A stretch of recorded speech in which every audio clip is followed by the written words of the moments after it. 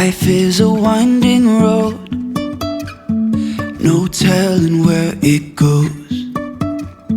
Driving through days and nights, won't stop for traffic light. Diwali की जो shopping हुई थी ना, उसके चक्कर में काफ़ी सारे कार्डबोर्ड बॉक्सेस इकट्ठे हो गए हैं। तो मैंने सोचा कि इन्हीं का मैं एक डीआईवाई बनाती हूँ और कुछ अपने घर को डेकोरेट करती हूँ। तो घर का थोड़ा-सा काम ख़त्म करने के बाद मैंने इन्हीं को निकाला और सेम साइज़ के मैंने 2 लिए और कुछ जो मेरे पास छोटे-मोटे कपड़े रहते हैं कट पीस के या जो बचे रहते हैं, मैं सिलाई वगैरह करती हूँ, ये सब आपने देखे ही होंगे। तो इनमें से मैंने कपड़ा जो है छाँटना स्टार्ट किया। जैसा कि मैंने आपको बताया है कि चाहे कलर करें, चाहे कुछ भी सिलें, तो सबसे पहले जो सिलेक्शन होता है ना फैब्रिक का, कलर कॉम्बिनेशन का, वो सबसे ज़्यादा ज़रूरी होता है। तो मैंने कपड़ा कट किया और इस हिसाब से कट किया कपड़े को कि देखिए नीचे की तरफ कार्डबोर्ड बॉक्सेस में हम इतना छोड़ दें और अंदर का ये पूरा एरिया कवर कर ले। तो ब्लैक कलर का मैंने ये एक फैब्रिक लिया जो करीब 1 डेढ़ मीटर होगा, शायद इतना ही होगा, और इसको मुझे अब चिपकाना था इस कार्डबोर्ड बॉक्स के ऊपर।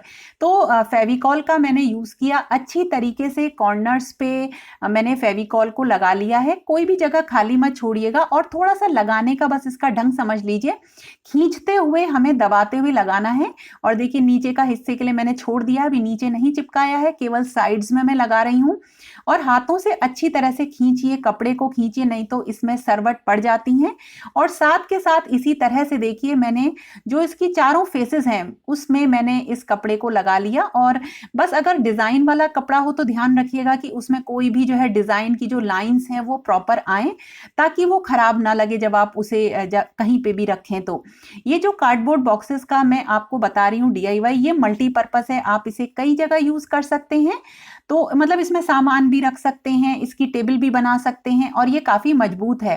तो देखिए इस तरह से मैंने कॉर्नर्स पे कपड़ा जब लगा लिया, इसमें तो जब बिल्कुल लास्ट वाला पार्ट आता है तो मैंने क्या किया, लास्ट वाला पार्ट पहले फेविकॉल से फोल्ड कर लिया और उसके बाद ही मैंने इसके ऊपर लगाया। तो कहीं पे भी इसके कॉर्नर्स दिखाई नहीं देंगे, धागे से दिखाई नहीं देंगे और अच्छी तरह से मैंने ये वाला फैब्रिक इस पे चिपका लिया।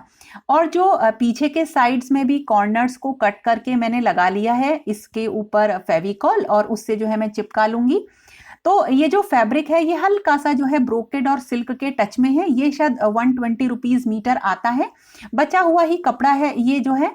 और जब कभी भी आप कपड़ा लगाएं तो फेविकॉल से ही चिपकाएं, बहुत अच्छे से चिपक जाता है। और चिपकाने के बाद एक लेयर फेविकॉल की जरूर लगा दें।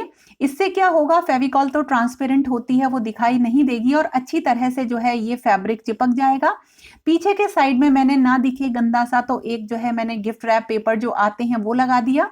और अंदर के साइड भी अगर आप चिपकाना चाहें तो चिपका लें या फिर उसे दबा दें किसी भी जो है पेपर से, या कोई किसी भी कार्डबोर्ड के जो गत्ता होता है उसके ऊपर पेपर को चिपका के अच्छी तरह से दबा दीजिए।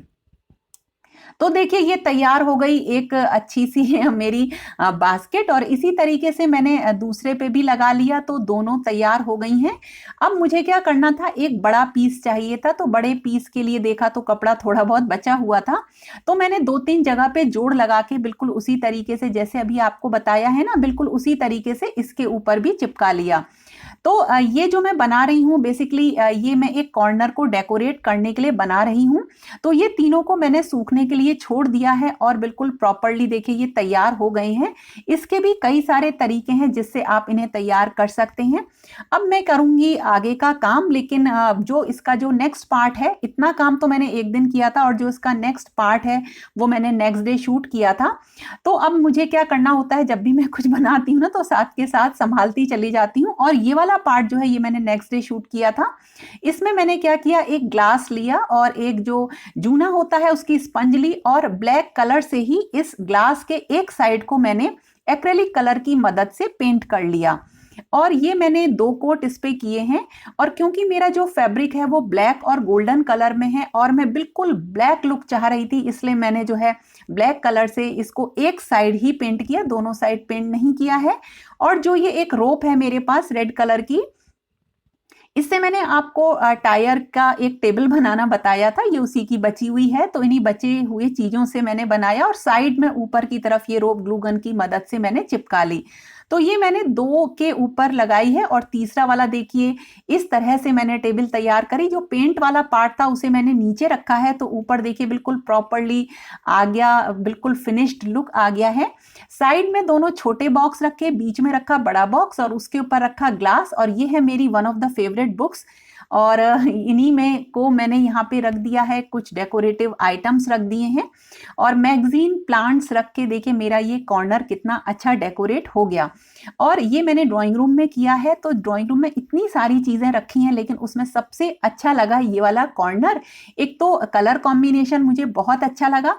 तो अगर आप भी बनाना चाहते हैं, भले ही आप नए कपड़े से बनाएंगे तब भी आपका 1-1.5 मीटर में बहुत अच्छा सा कलरफुल कपड़ा लेंगे ना, तो बहुत अच्छा सा कॉर्नर डेकोरेट हो जाएगा। You blow my mind. I don't know if you know yet. Words all around, and I'm dying to tell you. Well, I know that by now it is obvious, and that maybe I'm wasting my time. But तो जब मैंने वो box half prepare कर लिए थे ना, तब उसके बाद जो है करीब 2:30-3 बजे का टाइम हो रहा था, तो मैं थोड़ा रेस्ट करने के लिए आ गई हूँ। आप पूछते हैं ना आप रेस्ट करते हो कि नहीं करते हो? रेस्ट तो मैं करती ही हूँ। कुछ रिसर्च पेपर पे काम कर रही हूँ मैं, तो उसी के लिए ही मैं थोड़ा सा लग गई, कुछ अपने वीडियोस को लेकर भी काम होता है।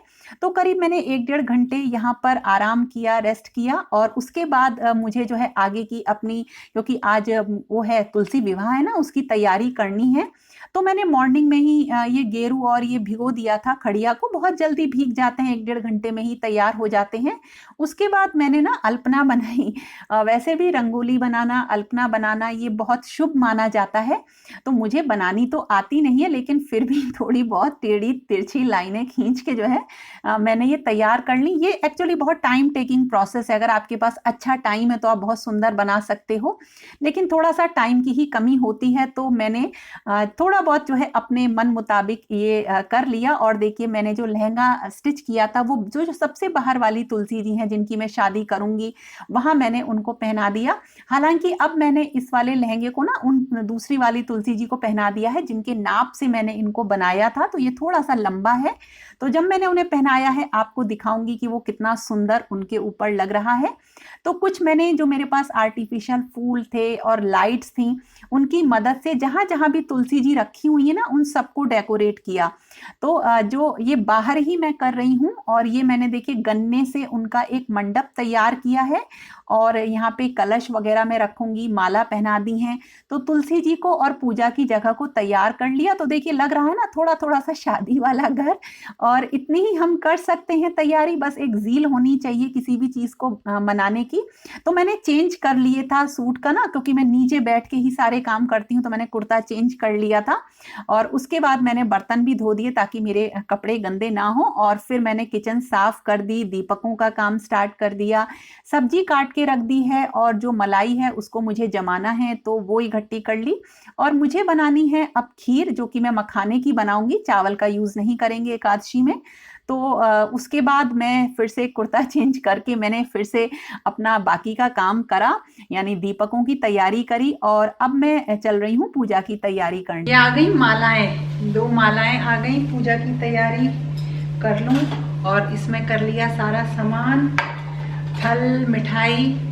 और अब मैं कलश स्थापित करूंगी, पूजा करूंगी। बाहर थोड़ा सा अंधेरा है तो उतनी अच्छी पिक्चर क्वालिटी नहीं आती है। और अब बारी आई दीपक वगैरह जलाने की, और क्योंकि बाहर में पूजा करती हूँ तो वहाँ थोड़ा सा अंधेरा रहता है एक साइड में, तो दीपक जलते ही ना बहुत अच्छी रोशनी हो जाती है और एकदम ऐसा लगने लगता है जैसे कि त्योहार हो। तो आप लोगों ने बोला था ना देव दिवाली, तो मुझे उसका मतलब समझ में नहीं आया था, लेकिन अब समझ में आया कि ये देव दिवाली क्यों है। क्योंकि इस जो तुलसी विवाह होता है इसको भी बिल्कुल हम दिवाली की तरह से ही सेलिब्रेट करते हैं। तो दोबारा से ना जब मैंने दीपक वगैरह जलाए तो वही दिवाली वाली फील आ गई और बड़ा अच्छा सा फील होता है। तो एक तो आपका ना दिन बिजी रहता है, तो एक नेगेटिव थॉट्स दिमाग में नहीं आते, उल जलूल बातें दिमाग में नहीं आती हैं। तो अपने आप को बिजी रखना बहुत जरूरी होता है। और देखिए बिल्कुल एक लड़की की शादी वाला घर हो गया और पूरा घर जगमगा गया और बहुत ही सुंदर से ये दीपक लगने लगे। you blow my mind. I don't know if you know ये तैयार हो गई मेरी तुलसी जी और मैंने आसपास थोड़े से दीपक इनके भी जलाए और अपनी पूजा की तैयारी शुरू कर दी। तो जैसे जो पूजा की तैयारी होती है उसमें छोटे-छोटे बहुत सारी चीज़ें होती हैं जिनको कि हम करते हैं।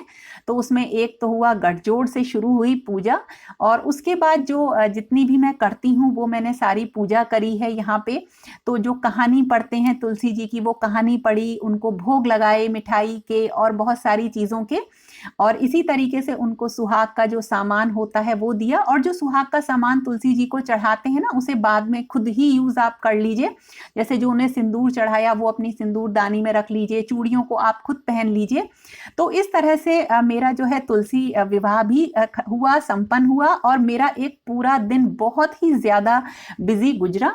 आपको कैसा लगा जरूर बताइएगा फ्रेंड्स, पसंद आए ना तो लाइक जरूर करिएगा और फिर मिलेंगे एक नए और इंटरेस्टिंग वीडियो के साथ। तब तक के लिए okay friends, thank you and bye bye.